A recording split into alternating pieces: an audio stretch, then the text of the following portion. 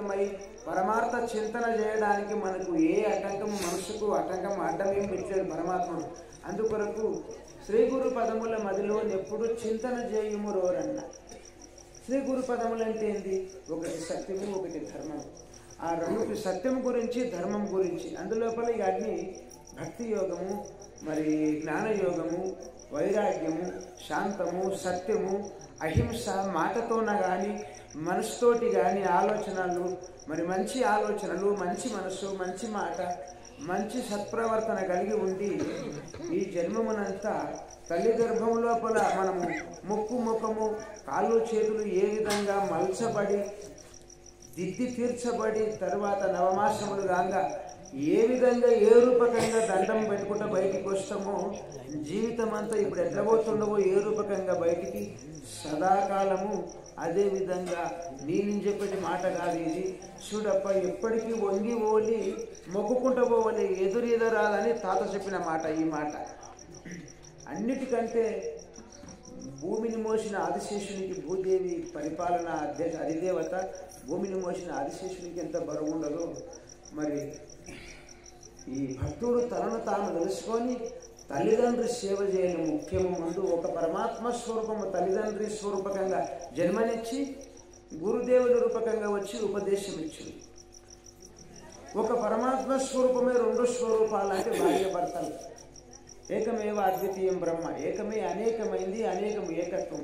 అంటే ఒక భార్య భర్తలు ఇద్దరు కలిసి ఒక్కరుగా జీవించాలి. మీరు ఇద్దరు కలిసి ఒక్కరే ఇద్దరుగా కనిపిస్తుంటారు. ఇద్దరు ఆ ఒక్కరే అనేటట్లు మనకు అర్ధనారీశ్వర తత్వం చెప్తారు.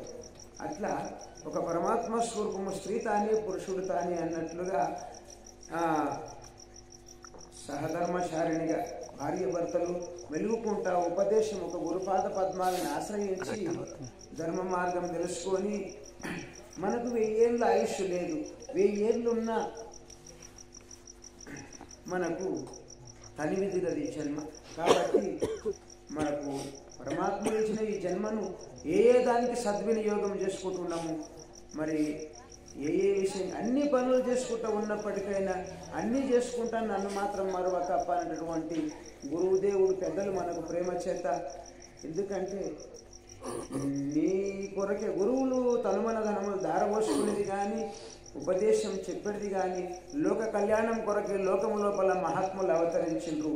ఏ ఫలాపేక్ష లేకుండా వాళ్ళ పని అదే తప్ప ఇంకో పని కాదు. అన్ని పనులు చేసుకుంటా పిల్లల్ని 1000 కళ్ళతో చూసుకుంటా తల్లిదండ్రి ఎట్లా ఉంటారో గురువులు కూడా అన్ని పనులు చేసుకుంటా అదే ప్రధానంగా పలదార పంచదార లాగా మహాత్ములకెళ్ళి సాంప్రదాయక ధర్మానుసారంగా వచ్చినటువంటి ధర్మామృతం ఏముండదో, సత్య మార్గం ఏముండదో, మరి పరమాత్మ స్వరూపం అయితే ఏముండదో, పావనమైనటువంటిది ఏముండదో, పరమపద మార్గం అనబడేటటువంటి భ్రాంతి రహితమైనటువంటి ఎలాంటి ఏ విషయమున ఎటువంటి దాని కానీ భ్రాంతి లేకుండా ఏ పరమాత్మ స్వరూపము తెలియబడి ఏది తెలిస్తే ఇంకొకటి తెలిసే అవసరం లేదు. ఏ పరమాత్మ చేత రెండే ఉండవి. ఏ పరమాత్మ చేత సమస్త జగత్తు ఏర్పడదు ఆ పరమాత్మ స్వరూపమే అందరి లోపల ఉండడు. మరి అందరి లోపల ఎట్లా ఉండడంటే గిట్లా ఉండడు. అన్నీ తానే అయ్యి ఉండడు. మనమనేది నేననేది నీవనేది ఏమి లేదు. అన్నీ తానే అయ్యి ఉండడు. ఆ పరమాత్మ స్వరూపమే ఏకం అనేక స్వరూపాలుగా అయింది. అనేకమంతా ఏకమే అనేటటువంటిది ఇది పరమాత్మ దర్శనము. ఆ పరమాత్మ స్వరూపమే అనబడినప్పటికైనా శాశ్వతంగా ఎల్లకాలం ఉండలేదు కదా. అని దీన్ని లేని ఎరుక, లేని జగత్తు, లేని జన్మ, లేని భ్రాంతి, లేని కథ అని అంత వైరాగ్యము, విసుగు, విరక్తి వచ్చి విరక్తి చెందే భావము చెందినప్పటికైనా తెలిసినప్పటికైనా ప్రాపంచిక ధర్మాలు ఇడవకుండా అన్ని మహాత్ములందరూ చేసిండ్రు. రామచంద్రుడు, కృష్ణ పరమాత్ముడు, సప్తఋషులు, సాంప్రదాయక మహాత్ములు ఎందరో అన్ని తెలిసి కూడా చీమకాలంతా అణుమాత్రము అహము లేకుండా ఇది అందరి పాదపద్మాలకు దాసాన దాసుని, దాసపోటులకు దాసుని అని దాసాన దాసుడై ధర్మ మార్గం నడవడం తప్ప ఇంకొకటి నేర్చుకునేది ఏమి లేదు. నిలబడది మన లోపల ఇంకొకటి ఎన్ని నేర్చినామో అన్నీ మర్చిపోతాం.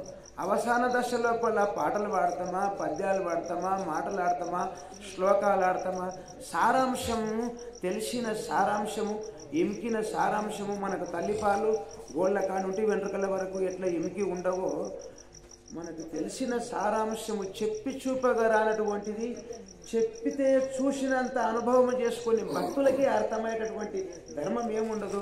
ఆ ధర్మం ఎన్నటికీ అది ఒక్కసారి అది ధారపోసిండు గురుదేవుడు తల్లిపాలు ధారపోసినట్ల అది ఎక్కడ పోదు, నీ విడిచినా అది నిన్నిడవాలి అనేటటువంటిది. ఇది ఈ సర్వ విధాల అహంరహితమైంది. అందరినీ గొప్పగా చేసి మహాత్ముల పాదాల కింద పాదధూళేటటువంటి భావమే కానీ ఏ విషయములో కూడా నేననే భావము రవంత అణుమాత్రము లేని మార్గమే ఈ మార్గమని ఏర్పరచిండ్రు. నిరంతరము తల్లి గర్భం లోపల ఎట్లా మొక్కుకుంటొచ్చినాము, మొక్కుకుంట పోతేనే ఇది భ్రాంతిరహితమైన పరమపద మార్గము. తనను తాను నిగ్రహించుకోవాలి, తల్లిదండ్రులు సేవ చేయాలి, పెద్దల్ని ప్రేమించాలి, అన్నదమ్ములు అనుబంధము అనురాగాలు చాలా మంచిగా ఒక ధర్మ మార్గం పెరిగి నడుము మర్చిపోకుము అక్కయ్యు అని తాత రాసినట్లు ధర్మ మార్గంను అనుసరించితే నిర్మలమైనటువంటి మనస్వభావంతో ఉంటే మనకు ఏది తెలిస్తే పరమాత్మ స్వరూపము, ఎట్లా ఉంటే దేవునిలాగా ఉంటాము, ఎట్లా ఉంటే నిన్ను ఏ ఆశపాశాలంటవి. అవసాన దశ లోపల ఉన్నటువంటి వాళ్ళకు, కొన ప్రాణం ఉన్న వాళ్లకు, నీళ్ళల్లో మున్పబడినటువంటి వాళ్లకు ఎప్పుడు బయటికి వెళ్తామని ఒకరిదే ఉంటుంది.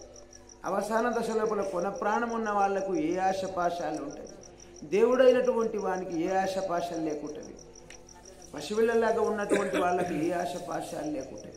అందుకొరకు మనకెంత శారీరక బలమున్నా, ధనధాన్యాలున్నా, అష్టైశ్వర్యాలున్నా, మానసిక బలమున్నా, విద్యాబుద్ధులున్నా కూడా ఎట్లా ఉండాలి అంటే తొట్లలో ఉన్నటువంటి పసిపిల్లల్లాగా, 99 ఏళ్ళ ముసలులలాగా.